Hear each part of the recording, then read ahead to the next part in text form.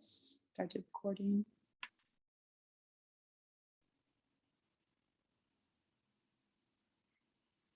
Hi, everyone. Thanks for being here today. Today, we're going to be talking about foundations. Thanks for supporting the University of Michigan Association of Alumni Association of Silicon Valley. Jeanette, our president, you want to talk a little bit more about the club and our future events? Hi, I'd love to. Thanks so much for y'all for making the time today. We thank our panelists and all of you lovely participants for taking time out of your day. The University of Michigan Silicon Valley Club, our whole goal is to make sure that you stay connected back to everything that's happening in Ann Arbor. And we've got a really exciting event coming up Saturday, August 8th. It's our Silicon Valley student send-off, where we'll have all of the incoming freshmen. I think they're the class of 25 or something that is very young and scary. They'll be joining us, and you're invited to come along, kind of give them some well wishes, perhaps even a little bit of advice. So that's August 8th in Mountain View, and you can head to our website, University of Michigan Silicon Valley, to learn more and how to sign up. I'll hand it back to you, Renata. Thank you. So I'm super excited to be here with this very accomplished women. Most of them, I think, were in my class in the MBA, finishing up 2011, 2012.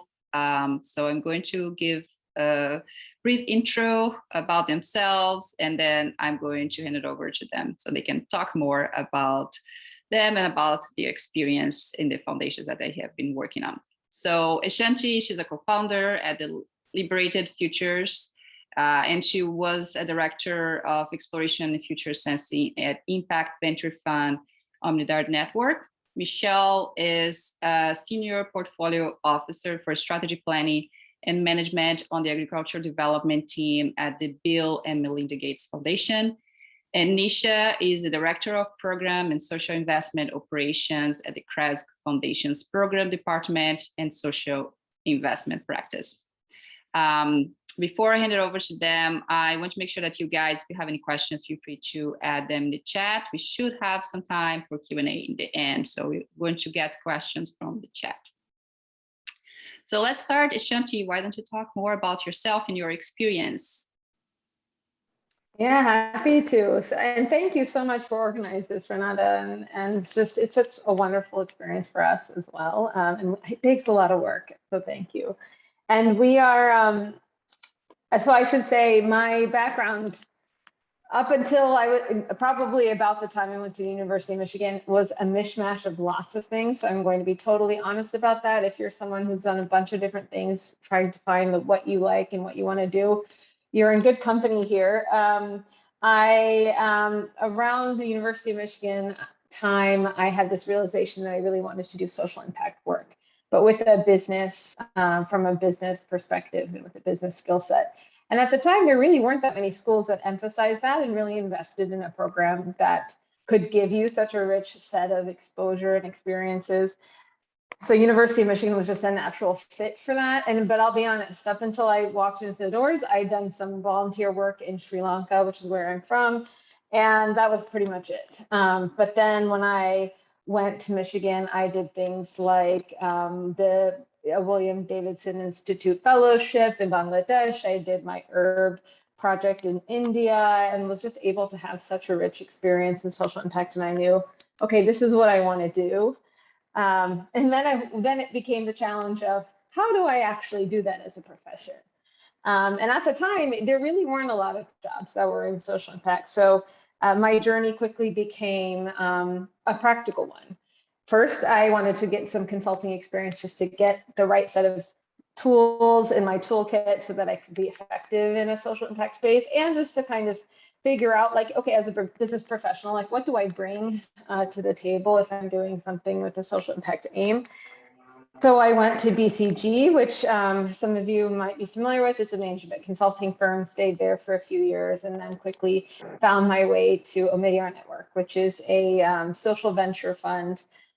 Used to be fund, now actually foundation is probably a better term for it, based in Silicon Valley. And so the work that I've been able to do there ranged from strategy at the start when I came in to investigating new portfolio areas and opportunities for us, to this very unusual title that you would have heard a second ago called Exploration and Future Sensing, which was really just taking some of the very important goals that we had in the field and matching them up with like emergent change and emergent opportunity in new areas that we wanted to test.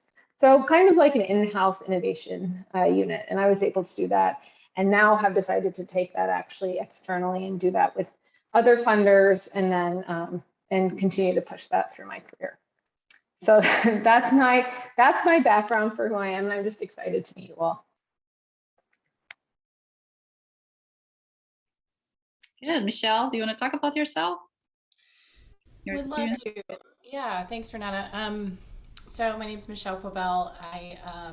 I'm a 2012 Herb graduate, Ross graduate. I came to Ross with an intention to pivot from climate policy and advocacy into clean tech, and was kind of laser focused in the energy space for a long time and throughout my kind of graduate experience.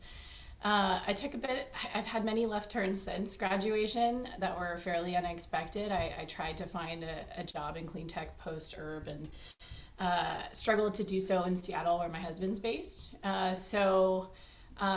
Ashanti, wanted to kind of continue the foundational learning opportunity that consulting offers, and went into strategy consulting for Accenture, working with electric and gas utilities for about 4 years.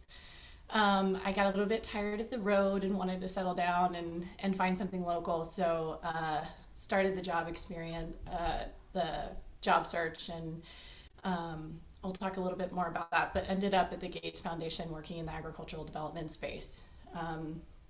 And the team is about a $400 million annual payout. We aim to support smallholder farmers, so very, very small plots of land in Ethiopia, Nigeria, and India, to help them improve their farm productivity, their income, while also really focusing on women's empowerment and nutrition. And we do so in a number of different ways. We try to improve the systems and the markets that provide them with access to better seeds, better ag inputs like fertilizer, better information, and access to markets as well. So my role, somewhat similar to Ashanti's, is on the strategy, planning, management, and learning side. So I help manage our annual planning and resource allocation process across the team. I also am responsible for facilitating kind of team-wide learning sessions and developing our strategy. And then I also oversee how we monitor and measure our impact and report that back to our leadership and our co-chairs. So I've been at the foundation for about 5 years, and I'm based in Seattle. Thank you. Nisha, you want to talk about yourself?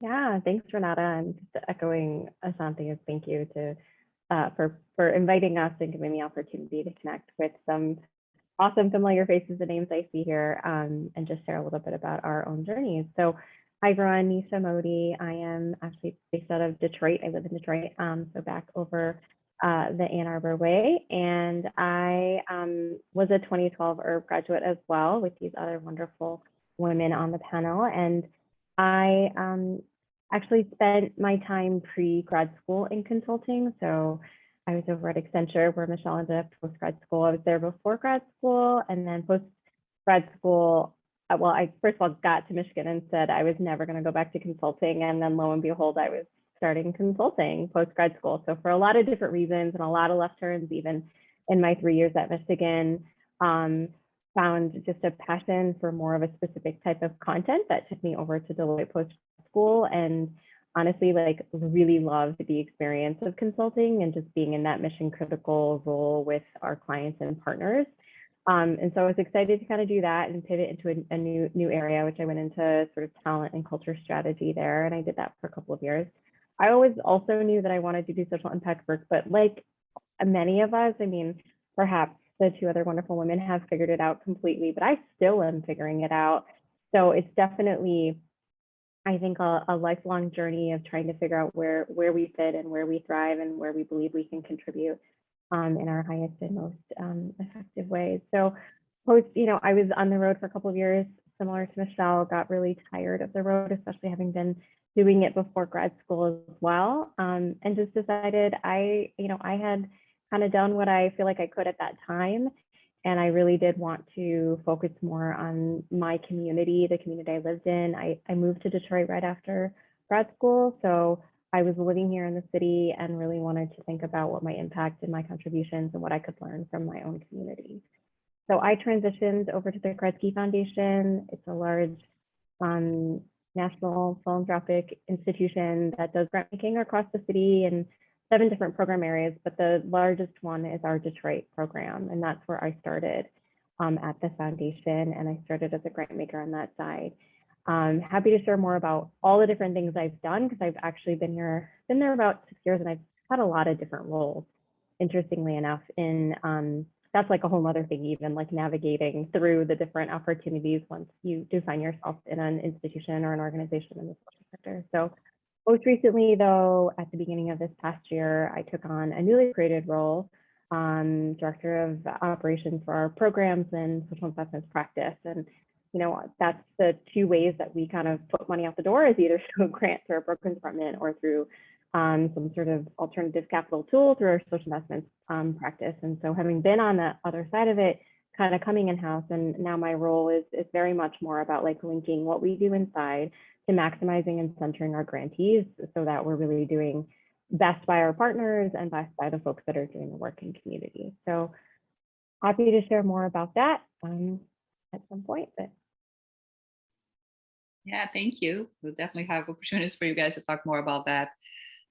So you all made a decision of changing at some point and start working on the foundation. And I think that you all mentioned like why you decided to do this transition. I'd be curious to learn a little bit more on how you actually did the transition. So why don't you start, Nisha, talking about your transition from Deloitte to Kresge Foundation? Sure, it's actually really relevant to this situation right here. I actually, it was a 2012 Herber who graduated, so a year before me. I think he was a 2010 Rother, like I think he started at Roth first. Brian Hogel, if any of you know him, was at the foundation and actually a good friend of mine here, and you know, another Roth alum. So our circles kind of intersected. Philanthropy was not really on my radar, to be just totally honest with y'all. Like, it wasn't something I was even thinking about when I thought of social impact work. I mean, I knew it was part of the system, but it just felt a little too far removed from where I thought I would find myself or where I wanted to be. And so, you know, as I was kind of doing the networking, connecting with a lot of alums, a lot of folks I knew about what I could be doing here, an opportunity came up through him, actually on his team. So, you know, was able to was able to sort of apply to be on that team. And it was wonderful to be able to like call him a colleague and a friend as I was doing it. I will say this, the transition from consulting to social sector, there's like a translation that has to happen with a little bit of like how I understood like work in the world and how I spoke about things. There's a whole nother translation that happens when you go from consulting to philanthropy. So having that kind of like trusted friend and peer to help me navigate through that recruiting process, especially like to understand, is this really what I want to do? Like, is this something that could be of help? Was really, really wonderful, because honestly, I probably wouldn't have seen it through if it wasn't for having a friend there to sort of help me navigate it. So my transition sort of happened organically through that way. Great. So it's through the University of Michigan Alumni connection. So that's awesome. Love to hear that. Eshanthi, why don't you talk about like how you did the transition from BCG to the Omidyar Network? I would be happy to, especially because I get to shout out someone on this call. Tina Ariaza was actually my transition point to Omidyar Network. Also the University of Michigan Alumni Network. So it just, I guess, shows what a great network we are and how much people are willing to extend a hand and extend help when they can. So also very similar story. You know, I really went into consulting knowing that I wanted to leave to do something in social impact. And I know a lot of us have been through that journey. It's just kind of the path that you often have to take. And it's, yeah, so Tina, as I was looking, I did a very extensive search around the country, around the US, trying to find a good match between, you know, my skill set and what I wanted to do and things I'd never done before. And you know how you're balancing all those different things at the same time. And Tina, very fortunately, was at Omidyar Network at the time and connected me to some open positions on what was basically the strategy team at ON, and helped me kind of get in the door and get my resume to the right people internally. So very, very similar and very helpful. And I would say even before I connected with Tina, I talked to actually quite a few Michigan alumni, just to, there's such a timing element to these things where you have to actually have a position open that matches at the same time as what your search and the skills that you're bringing and things like that. So it's quite a bit of luck and really just people letting you know or pinging you, hey, there's a position open at my company. And so I had so many conversations with Michigan alumni in Impact. And that really helped me. So that's what I did, and things worked out, fortunately. Great. Michelle, how did you do your transition from Accenture to the Bill and Melinda Gates Foundation? It's slightly different. And to Ashanti's point, it took quite a bit of time. If in all honesty, I didn't think I'd go into philanthropy too, like Nisha. I was laser set on, capitalizing on the experience in the energy sector and my strategy skills and all of that, and bringing it to clean tech and either renewables or energy efficiency. And the life realities hit. My husband works at Amazon in Seattle. He kind of anchored my search. San Francisco was out of, it wasn't an option at the time, which is where a lot of the clean tech is based. And so I did a little bit of a mental shift and reframed around, okay, well, here's what I have to offer. Here are the skills that I think I'm okay at, and the types of activities and responsibilities that I think would be a good fit and that I find energizing. How can I apply this to a mission-based organization that might be unexpected? It might be a bit of a left turn, but at least the domain will feel familiar. So I looked on LinkedIn and I saw a strategy position in the central strategy team at the Gates Foundation. They developed their own kind of internal consulting company because they were spending so much on working with BCG and McKinsey's and others that they thought, okay, well, we'll just create our own little arm, and they do projects throughout the foundation based on different demands and needs. So I went through a pretty grueling interview process with them. And in that process made a few connections and really enjoyed the people there. And I think they appreciated what I had to offer, but it wasn't necessarily the right role or fit or a level. So they actually, I kept contacting them for probably, 6 to 8 months, just saying, hey, still interested. Let me know how the team's evolving. And they referred me to a strategy officer role on the agricultural development team. So I talked with the hiring manager. I did actually leverage our network a little bit. Becky Taylor is another herber who is at the Gates Foundation. So I contacted her throughout this experience and got her perspectives. And to Nisha's point, learned a little bit of the language and what they're looking for. And it worked out. So I took the job, and I frankly, it was a little bit intimidating. I didn't know a lot about agriculture or agricultural development, either in the US or in Ethiopia or Nigeria. So the learning curve was pretty steep, but I think it was worth it, and it's been a good transition. Good. So you all mentioned that when you did the transition, it was very different from the work or the type of work that you had before, right? I'd really like to know what surprised you most when you entered the foundation. So Michelle, do you want to start? Yeah, it's funny what you realize about your previous roles in light of your new ones, right? So in hindsight, looking at consulting, it's so nice how clear the end objective is. Sell more, perform well, build relationships, and everybody is aligned in terms of the incentives in order to accomplish that. And there's so much collaboration that happens as a result. So I had expected to go to the foundation and see all of these really smart people working on these very challenging projects in collaborative ways, and working and iterating and brainstorming. And it wasn't necessarily like that. It was a little bit more around, and this is a historical approach that we're now trying to pivot maybe a little bit away from. But they had taken an approach where let's hire a set of solutions experts. They're really deep in their fields. You might have you know, a plant geneticist, or you might have a seed systems expert or an extension expert.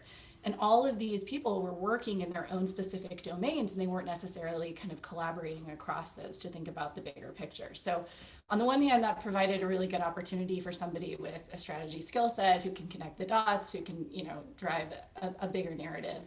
And on the other hand, it was a bit of a frustration to try and work against the tide and get everybody working together. So that was one piece. And the second piece is kind of related, like how hard it is to define impact and what we're working towards collectively. I mean, we have our goals around productivity and income and women's empowerment and nutrition, but the causal pathways around how to get there and the activities that lead to the outcomes that ultimately end up kind of impacting those areas is really up in the air. And there's so many trade-offs that exist across these things. And one example is kind of, if we're trying to increase farmer productivity, there are really hard trade-offs to make around environmental sustainability, for example, with things like fertilizer and others. So these things are embedded across, these types of decisions are embedded across the team, and there's no clear way of navigating them. And often we find ourselves in kind of really tough debates around decisions that don't necessarily have a clear answer. I think somebody told me rightfully that, like, if we had all the answers to the problems that we're trying to solve, we would be Nobel laureates, right? Nobody knows how to do this or what's best to do. And so I think that challenge was a really interesting one, of just trying to figure out how to align the team on the end objective and how to collectively get there. Great. Nisha, so what surprised you most when you joined the Kresge Foundation? So I am now in a role, kind of, Michelle and I kind of have maybe similar types of work that we do, more internally focused. Now I started on the externally facing side, on the grant making side. And so I agree with a lot of what Michelle said. I feel that, and I'm still continue to be surprised by that, because, you know, we just have in our minds this idea that, like, you know, we're all in this social impact work for the same reasons. And maybe we are, but a lot of people come at it from a lot of different ways, and that can cause a lot of unnecessary noise and unnecessary sort of work that is disheartening, to be honest with you, when we're just trying to tackle things that are so inextricably, like, just pervasive everywhere. So just that sort of challenge, and to live within that sometimes is difficult, as Michelle said. But on the externally facing side, when I started, one of the most surprising things that I really didn't understand was the power that foundations hold, and the power and the privilege, and how different foundations, and frankly, just like different people that work within them,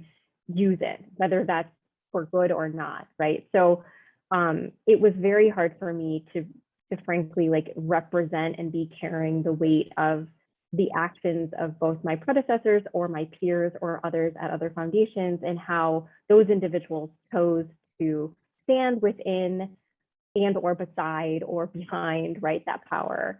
Because when people perceive you to have a checkbook, which I don't have a checkbook, there's like 17 layers between me and a grant going out the door, people just perceive you to have a power. And it was, I'll be honest with you, like, my own personality, I just had a very hard time with that. And frankly, it just was hard for me to figure out how to co-solution, co-create, you know, be really good stewards of like the solutions that need to come from the people within the community, not from me, when I held that power. And so that was, it was something that weighed on me.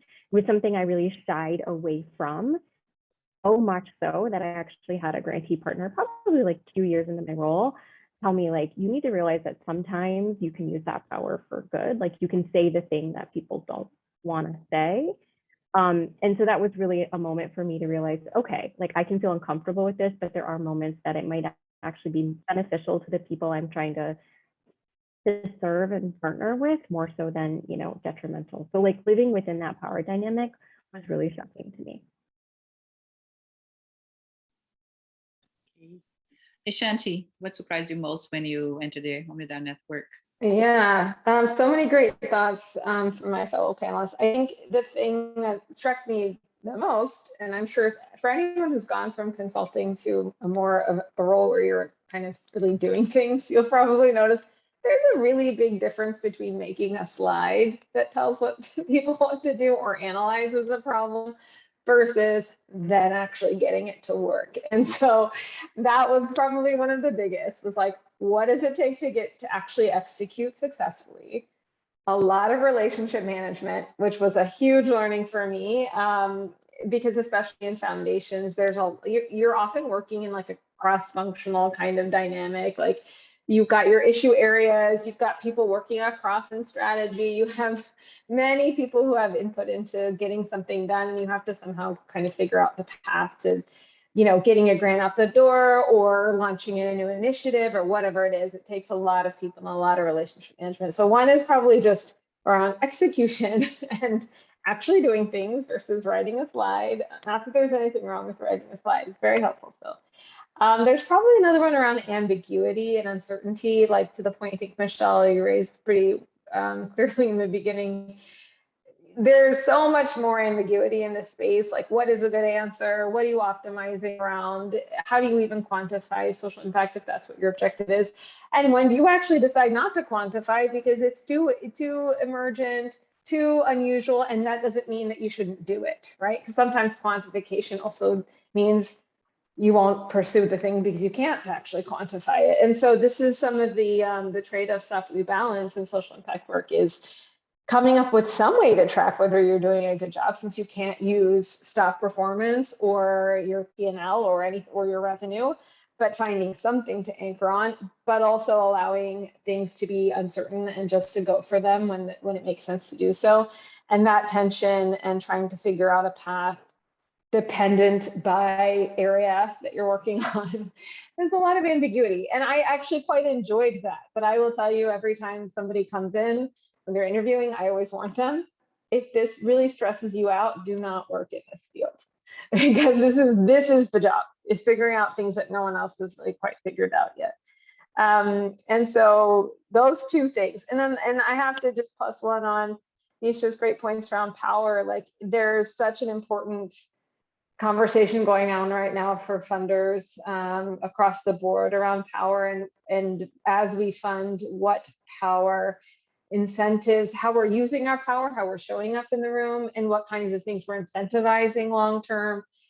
Even the grants we giving it to an organization that is really upstream, that looks very different from the social impact group itself. What are the implications of that?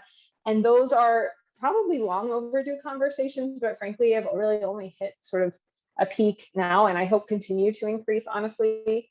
And that there is no easy answer to that, because funding comes with a lot of wonderful things, and it comes with baggage and history and norms that we have to kind of undo. And so everything from, the way I approach it honestly is, every time I'm in a situation where I can make a decision about either funding or who's gonna lead something or whatever, I just have to ask myself almost fresh every time, what is the dynamic that I'm enforcing? Like, what am I bringing into the room? Who am I supporting to make sure their voices are heard? Like, what can I say? How can I advocate for somebody who isn't in the room right now? Like, it's almost like a constant conversation that you have to have. And I don't know if there's no easy fix. It's just a constant push until we find something that we can build that's a bit more sustainable. And I think we're trying to get to that. But yeah, I would say that's a really important conversation that I didn't understand at all in consulting, because it really wasn't an issue. In consulting, you're like, yeah, I'm reinforcing capitalism. That's my goal. It's like, yeah, whatever. That's the power dynamic is set. I'm just a player. In this one, you're setting new power dynamics, and you're trying to counteract old ones. And it's just a whole new ball game. So yes, have to plus on that one. Love it.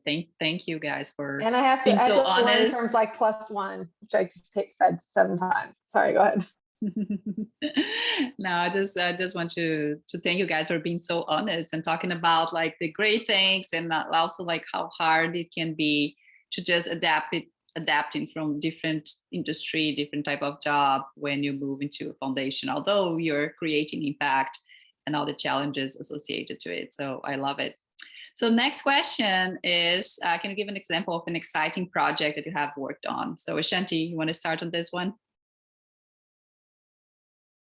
Sure, and actually I can also answer a question at the same time that someone, Dominique, raised about just a tough, like kind of out of the box problem solving and stress around a problem that came up. So about a year, more than a year ago at the start of COVID. So COVID was a huge year for impact work for a lot of folks. A lot of new systems were upended. A lot of systems were upended. We were in a completely different dynamic, personally and professionally.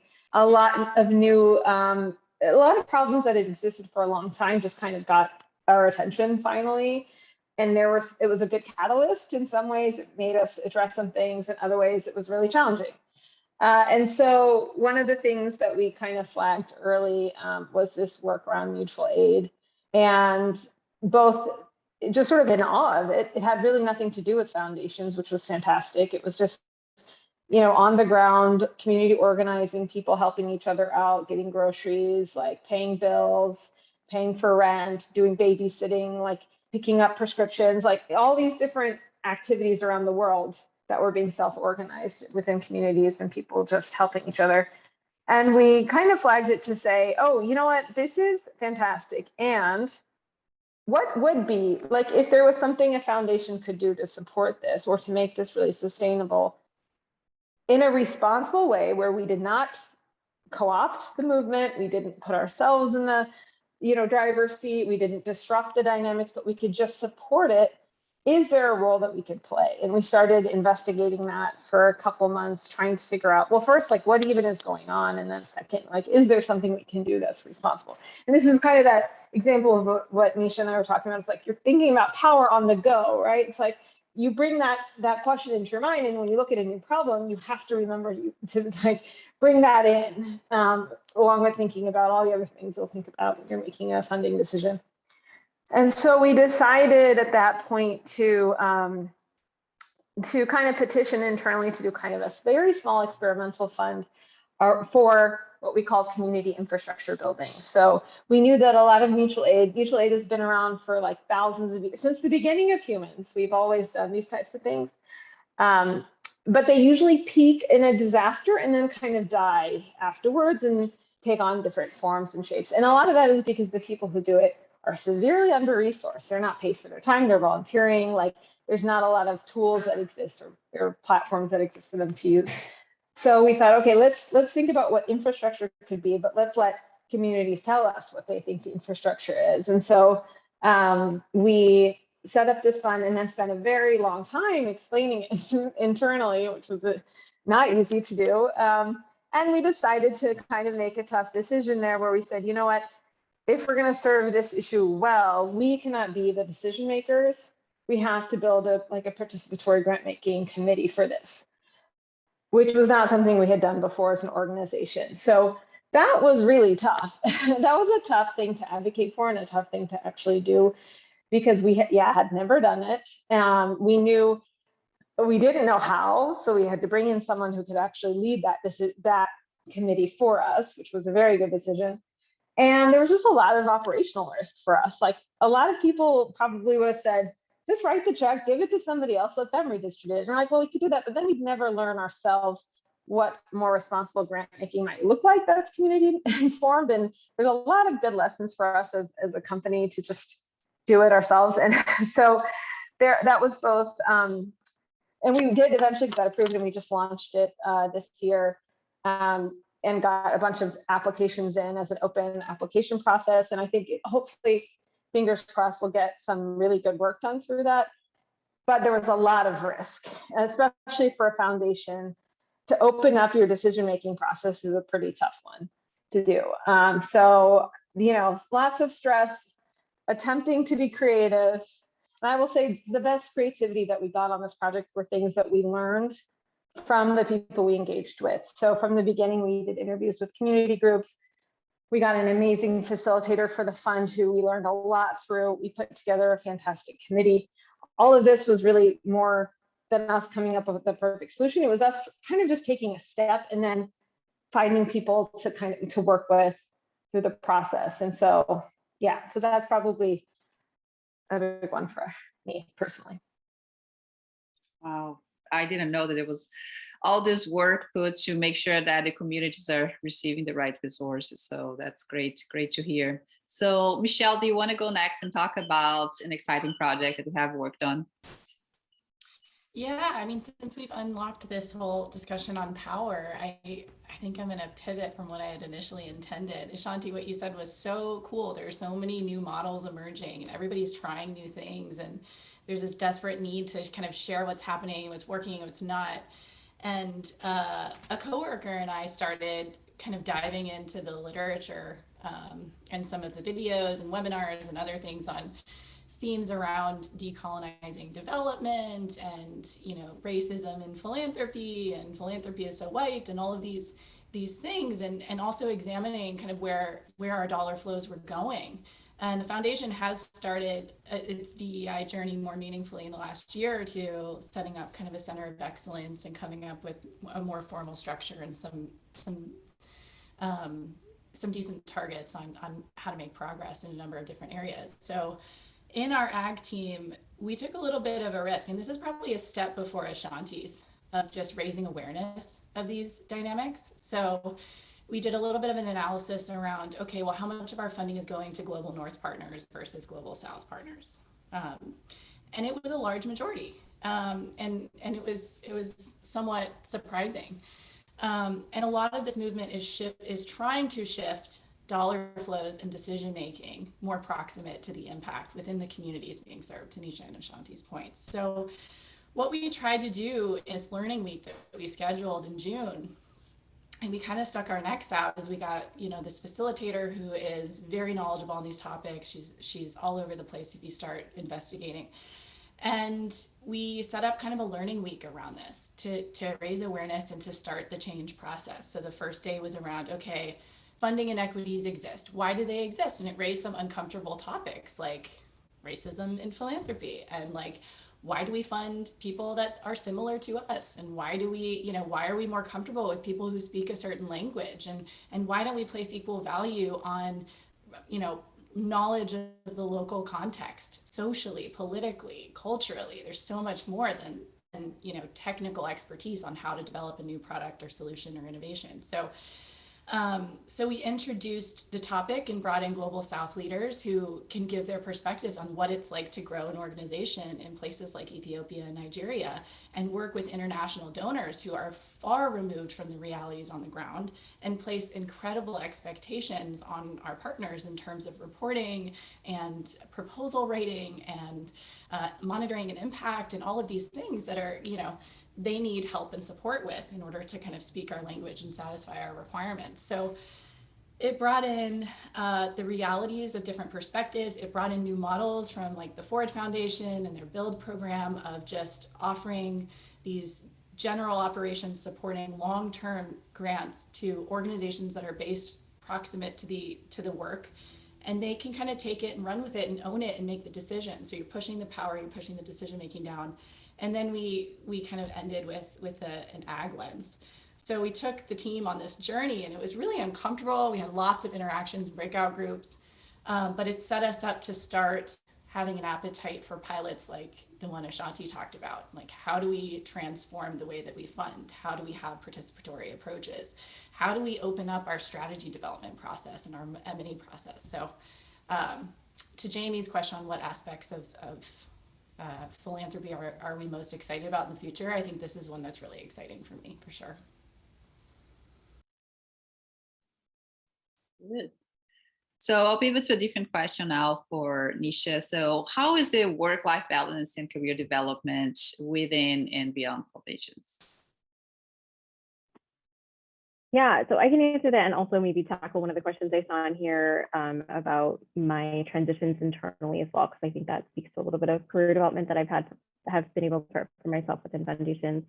I mean, work-life balance, I don't know, some people don't believe that's a phrase. Some people, I mean, COVID, I think, has transformed our understanding of work-life balance. So honestly, that question is kind of hard for me to answer because I think it is so personal. I will say one of the things I was solving for, obviously, other than really wanting to just be more heart connected, heart centric to my work, was also to get off the road. So that was really hard for me to have spent my time doing that. So, and I'm not doing that anymore. Pre-COVID, I did travel I traveled, not nearly as much as consulting, but it was a lot more by choice. And also my work primarily was on our Detroit team. So that's supporting grant making directly in the city of Detroit. So all of my grantees were here. Our national colleagues didn't have that same privilege, and so they were on the road a little bit more. So, I think you just gotta have to look at what the role is asking of you. There is something to be said, although we can, argue after COVID about how much face-to-face time is necessary. But there is something to be said about, especially when it comes to the power dynamics, like being in community and being with your grantee partners and seeing and experiencing and touching and feeling and like connecting in that way. And so again, that was something that I was just able to do because, my work had me here. I mean, it certainly is, it was a lot better, I will say, for me personally, from that, just using that as the frame. In terms of career development, Ashanti mentioned, I can't remember Ashanti or Michelle, like these jobs are far and few between, unfortunately. And so there is a bit of a networking component to it. One can argue that that's also part of the problem, but I will say that, when I came in, like looking for, it's interesting to see this like non-traditional candidate. There was a question that used that term because I would actually argue that I'm a non-traditional candidate for this work as well. It just happens to be that we're working, that I'm seeing more and more of foundations, philanthropies opening themselves up to an alternative view of systems change and an understanding of what it might take to tackle that, right? So I'm not an expert. I was asked, the first thing I was asked to do when I got to the foundation is, we want to invest in an early childhood system in the city of Detroit. Yes, you can read my zero background. I was like, early childhood. I mean, I like little kids. What does that mean? But we want to create a completely systemic approach, connect all the partners in the city, and here's $25 million you need to deploy over the next 5 years. It was like, okay. So in that situation, something like consulting skills, right? Like anyone who's been in that space or anyone coming out of an, that, right? You're given like 3 facts and you're like, go for it.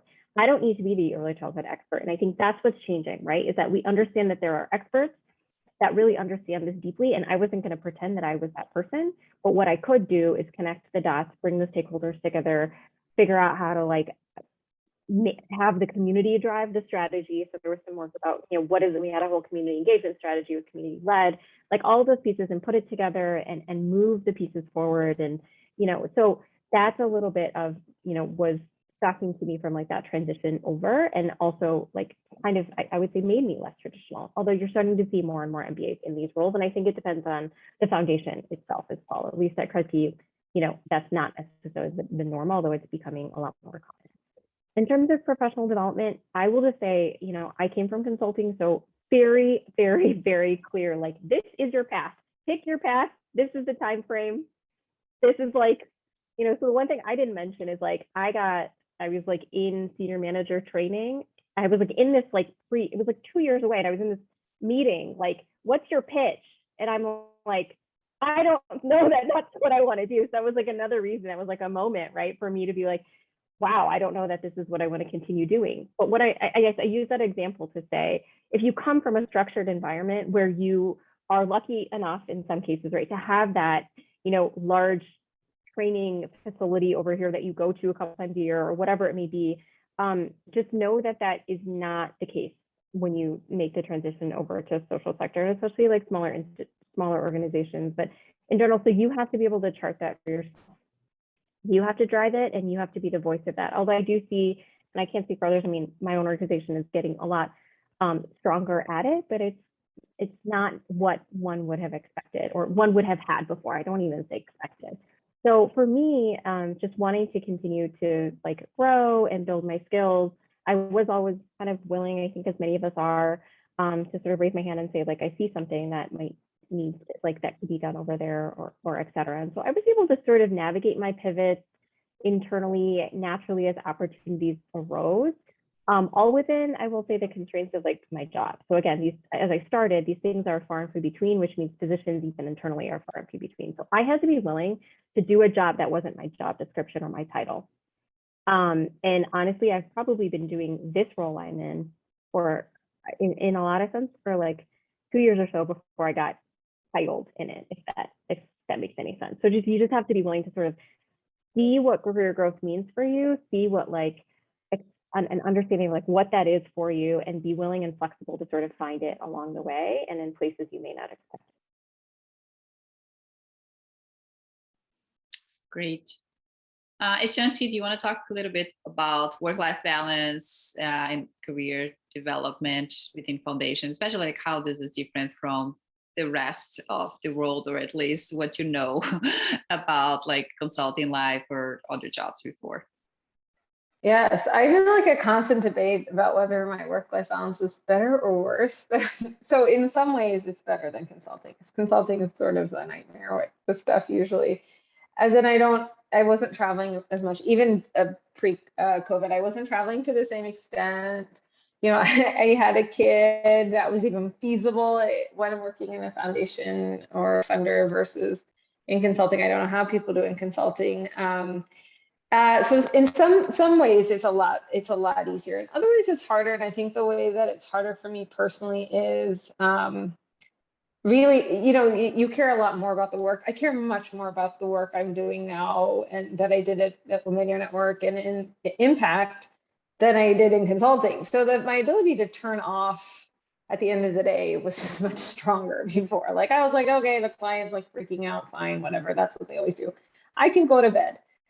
Here, you know, I worry about the work that I do and convincing people. And I would say there's still, so I spend a lot more time thinking about it. It's kind of takes more mind share in my evenings and weekends. But I will say, like, where I work, there was always very supportive attitude towards work-life balance. So you could always push back, but it's just hard. And now that we're working from home, there's not even like a barrier between the two. It's just one big thing. So I'm still struggling with this one, honestly. But it is one of those things that I can tell is a bit me and is also the conditions of working with other people who care so much about the work they do.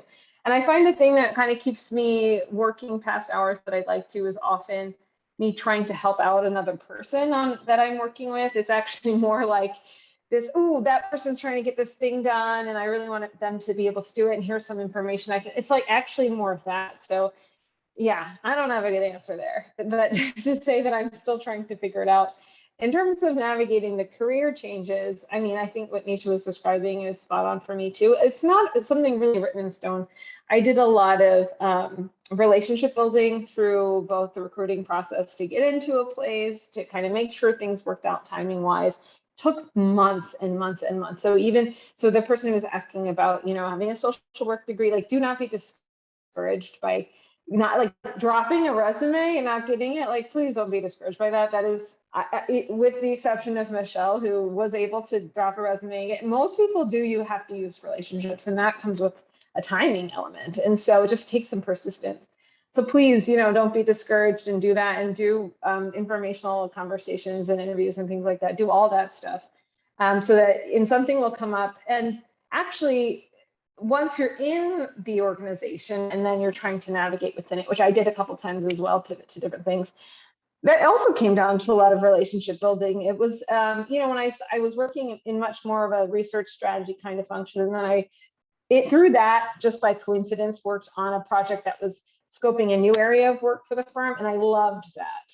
Once I realized I loved that, I kind of inched more towards those projects and work like that. But to Nisha's point, I didn't have the title of working on this more innovation type stuff until maybe 2 years after I had actually been experimenting with it, maybe with 25% of my time or something like that. It's not ideal, to be honest with you, because you work too much as a result, trying to like take, you know, entrepreneurial opportunity as it emerges internally, but I haven't found a great solution to that. I kind of would just volunteer, go and do something, and then, you know, gradually just make the case that I wanted to do it as my full-time thing or half-time thing or whatever until I could make it the thing I was doing. And so so the nice thing is sometimes there's opportunity like that in social impact work, because so much of it is ambiguous and changes quite a bit. And there's no set path. You're kind of finding it and just following the thread when it emerges. And I will say, if you're not, let's say you have a background that's not in consulting and you want to get into foundation work or impact work, well, obviously, if you have a background in social work, you're already doing impact work. You're actually just closer to it than we are. But let's say you want to go into more of the foundation space. Actually, I actually saw a lot of pivoting away from consulting backgrounds in the last couple of years. I don't know if other people have seen that. I think you can still enter that way, but there's a lot more interest now because of these questions around power and representation, and do you really understand the impact groups, and have you had direct experience working in the field? Now that those qualities are more interesting and important to foundations, our hiring is also gradually shifting, which I think is the right call. So I think you can really emphasize some of those experiences and just kind of create the right story. In the end, it does come to like the story you're telling about yourself, and just kind of have some patience as you find a job that matches, because it does take some time, frankly. That's it. Good, thank you. I'll pivot to a different question for Michelle, and then we'll go over the chat and try to answer as many questions as we can. So what are the type of roles available, and how do you advise people that want to make a transition to a foundation? I think that Eshanthi and Nisha covered a little bit on that. It'd be good to have your perspective too. Yeah, I was trying to think about this in the context of Roths and MBAs, but it sounds like we've got a broader set of folks on the call. There's kind of the specialist tracks, and then there's the generalist tracks. And the specialist tracks tend to hire people mid to late career, very knowledgeable in their space, private sector, or having had work in development or whatever sphere they're looking for that specific program officer. It's usually a program officer role that directly makes grants. And then the generalist side, there's actually a ton of opportunities. I mean, we're a really large organization. We've got 1,500 plus people in the Seattle office, more outside in our other offices. But there are roles like I have in terms of like managing the operations of, each of the program strategy teams, in terms of, forecasting how to make payout. We all have to make a certain amount of payout each year. Figuring out how to facilitate resource allocation decisions, figuring out how to do kind of strategic planning to inform those decisions. And there's also kind of more niche strategy officer type roles that I talked about. The foundation does place a lot of emphasis on consulting backgrounds for those, but they are there. And it's if you do have a strategy consulting background, it's a really good entry point into roles like that. There's also kind of finance manager roles. So these folks help with financial analysis more broadly across the team. And then they also do financial analysis and review budgets and financials of specific investments to assess, an organization's capacity to absorb a certain amount of money and the payment plans and things like that.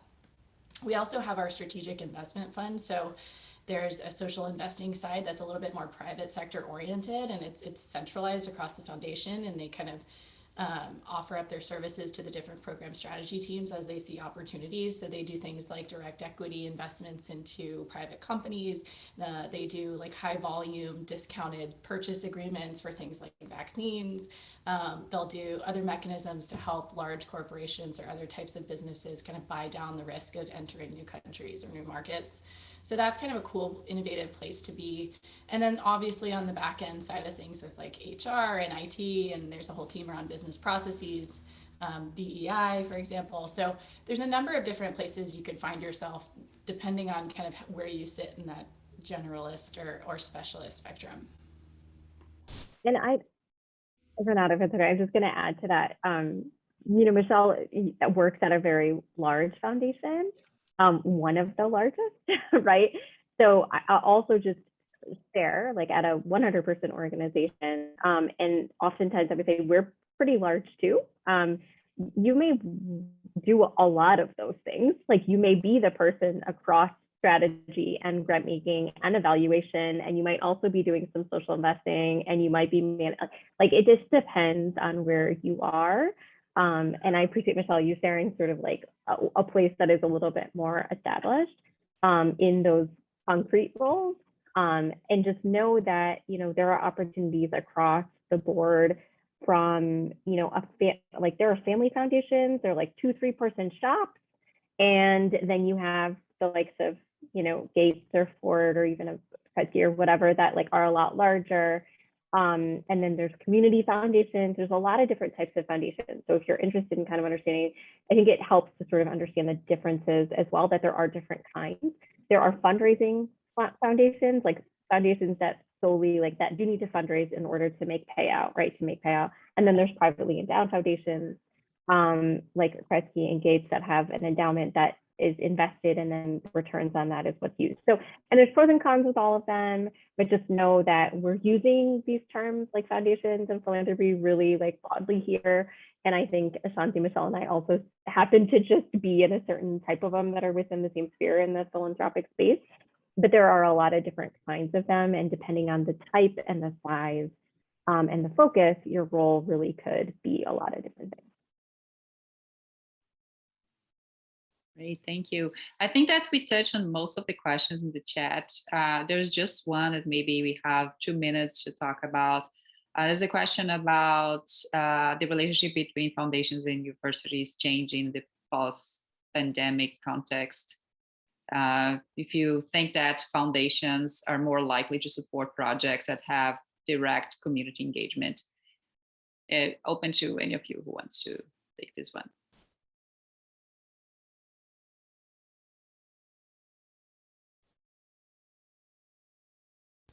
It's a tough one to make a blanket statement about, especially, you know, foundations focused on kind of domestic work, international work. I think the context matters, and there's always going to be space for university and education work. We invest a lot in Global North advanced research institutions for really advanced research around new types of seeds, for example, or new types of inputs, or that might be kind of drought resistant or pest resistant, whatever.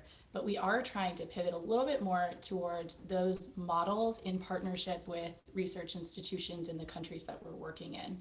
And actually, to the point about power dynamics, instead of placing that university in Global North as the grantee and then a research institute in the Global South as a sub-grantee, like, could you actually flip it on its head? Could you place that, you know, the sub-grantee is the grantee, and then the Global North University is the sub-grantee, really supporting and providing technical assistance, but the decision-making in the budget actually falls closer to where the work actually is going to impact. Good, so we are at time. So thank you very much, Ashanti, Michelle, Nisha, for joining us today. I learned a lot about foundations and about the work that you do. So I really appreciate spending the time with the alumni community that's not only from Silicon Valley. We have people joining from all over the country. So thank you. Thanks for all who joined today. So I hope that I'll see you again in future events. Thanks for planning, Renata. Thanks, Renata. Yeah, thank you. And thanks, everyone. Thank you. Bye. Thank you.